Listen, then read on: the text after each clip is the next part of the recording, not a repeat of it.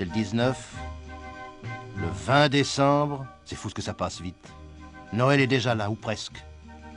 Il est grand temps de songer au menu que l'on servira ce jour-là.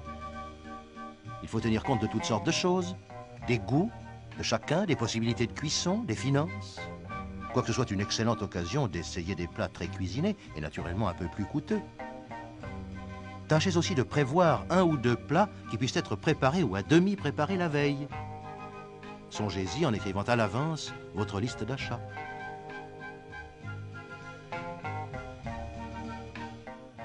Vos invités sont gens de qualité, puisque vous les invitez, voyons.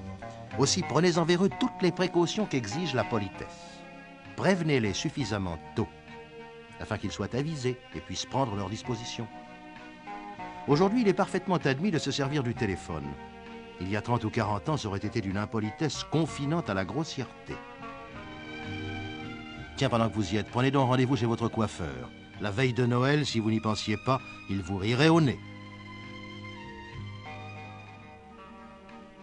La verrerie délicate des jours de fête doit être soigneusement vérifiée. À ce moment-là, on a encore le temps de réassortir un service dépareillé.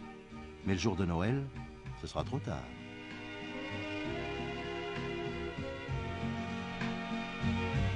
Pour l'argenterie, c'est tout pareil, faites-y attention. Surtout si vous avez juste le nombre de services nécessaires.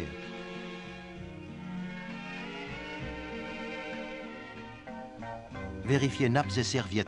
Il peut se faire que quelques serviettes soient défraîchies. Vite, un petit coup de fer, c'est tellement plus joli.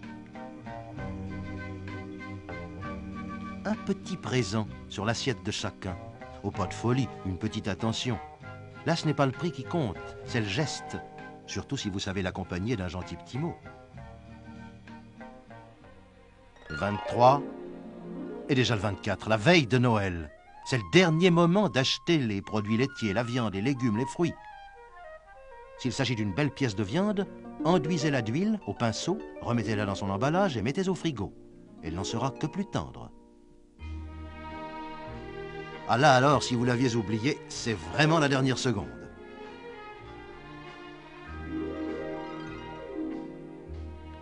Un point à ne pas négliger.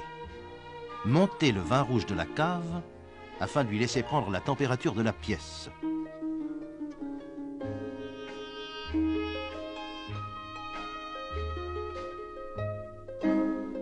Mettez les apéritifs au frigo et les eaux minérales au frais.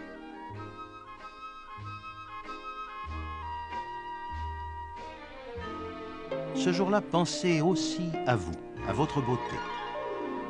Il importe à vous, plus qu'aux autres encore, de vous sentir en forme. Le 24 est passé. Tant crie ton Noël qu'il vient. Il est là. Au matin, on peut encore fignoler la décoration de l'arbre. Celui-ci est à bougie. On trouve aujourd'hui des guirlandes électriques auxquelles on s'habitue très vite. Et l'arbre reste illuminé autant que vous le voulez, ce qui est agréable pour tout le monde.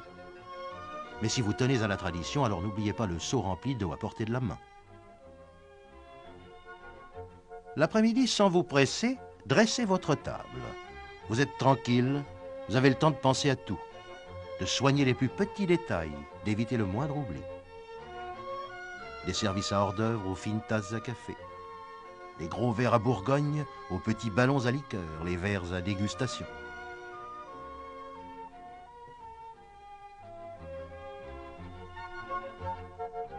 Vous avez le temps aussi de mettre en route la cuisson de certains plats qui demandent beaucoup d'attention et de soins. Voyez-vous, il ressort de tout cela l'importance extrême de savoir prendre son temps, afin de ne pas s'énerver. Évidemment, il faut y penser avant. Et là aussi, il faut prendre son temps. Et trouver celui de vous relaxer quelques minutes. C'est important aussi. Après, aérez largement. Vous avez fait la cuisine, il peut en rester quelque chose. À l'air, tout disparaîtra. Et puis, allez vous changer, l'âme sereine. Et voilà, le papillon est sorti de sa chrysalide. Et va, souhaitons-le, profiter de ses efforts et faire profiter ses amis de sa gentillesse et de la bonne humeur de son accueil.